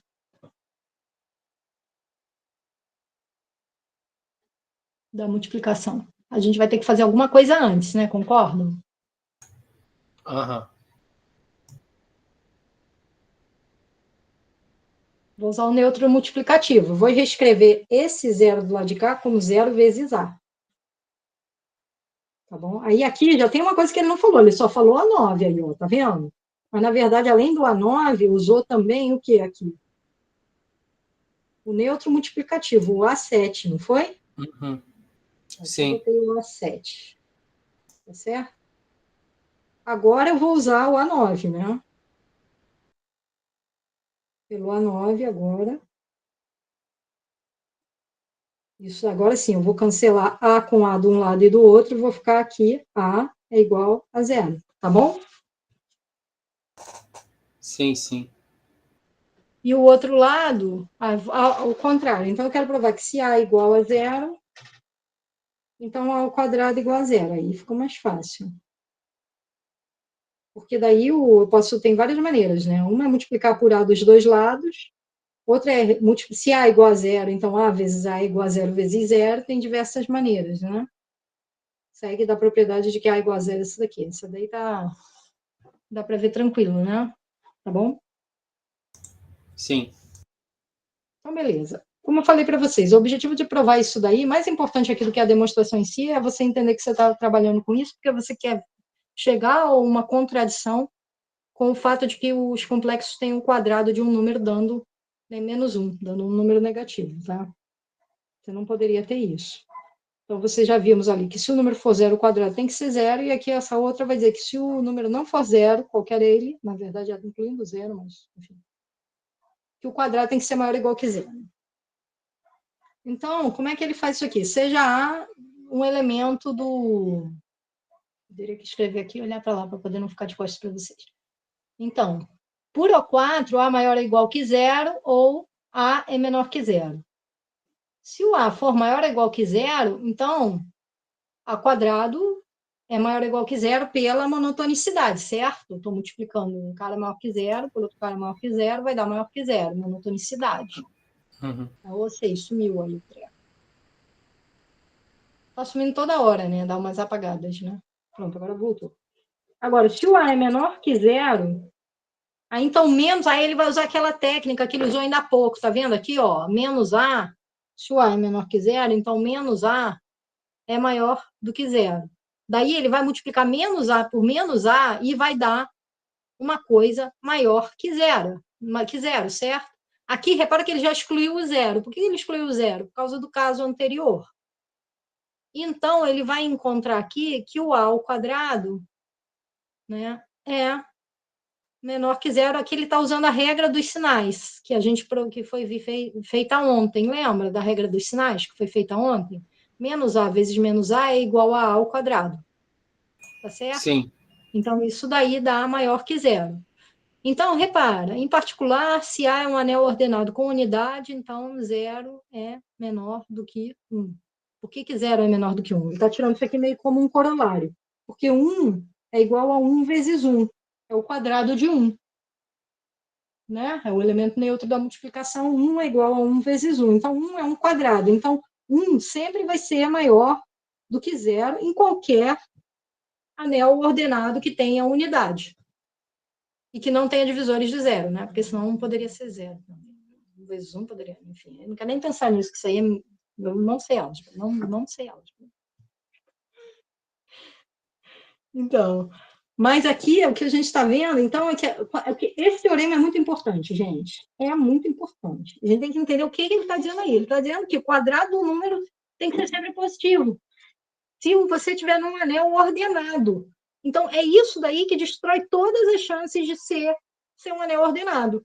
Desde o nascimento de ser, porque quando você nasce como sendo aquele conjunto que vai ter o elemento com os quadrados da -1, ele também nasce como sendo aquele conjunto que não vai admitir uma ordem que seja compatível com a estrutura algébrica. Entenderam? Por causa desse teorema. Esse teorema que está dizendo isso para a gente.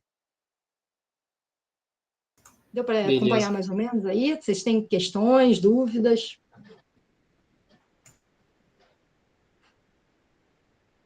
Não? Tá tranquilo?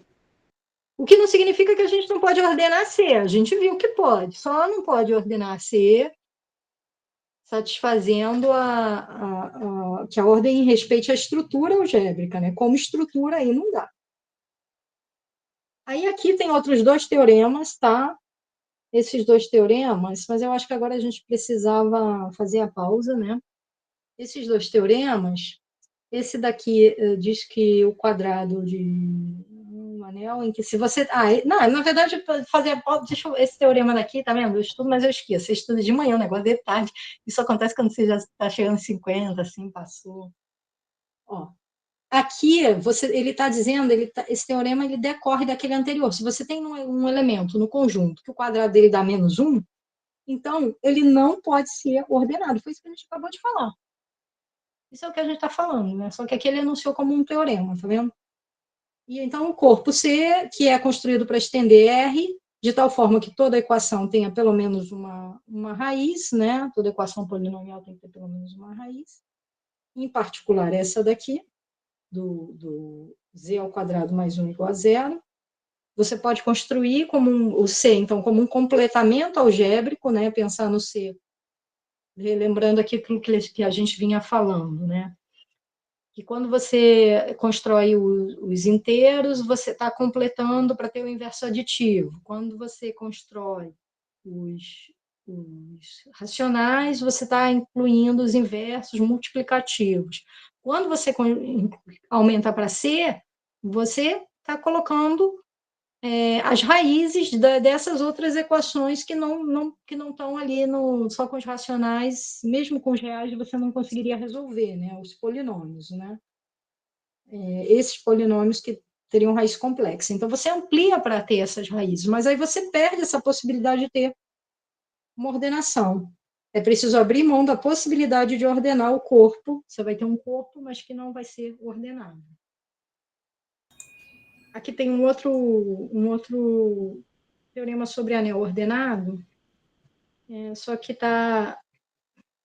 tem aí a letrinha está trocada aqui, eu consertei, olha, mas vamos deixar isso para depois. Eu acredito que o Vitor até já vai chegar e aí ele pode comentar sobre isso daí, porque eu mesmo eu vi que ele fala algumas propriedades, mas não está tão claro para mim como que isso entra nessa história que a gente está contando, entendeu? Para mim, ele ficou meio desconectado. Eu não percebi alguma coisa aí. E ele ficou desconectado da história. Por isso é difícil para mim, sabe? A gente tem isso também. É difícil a gente ensinar uma coisa se ela está desconectada da história que a gente está contando, se a gente não viu a conexão claramente, né? Aí me parece mais uns resultados algébricos, assim. Talvez para algumas pessoas só o fato de serem resultados algébricos já está valendo. E não. Eu desenhava, só tem que desenhar. Tá bom, beleza, gente? Vamos fazer um intervalo de 10 minutos? Beleza. Vamos. Tá bom, 10 minutos, tá bom? Tá ótimo. Tá bom. Beleza, então até já, gente. Até mais.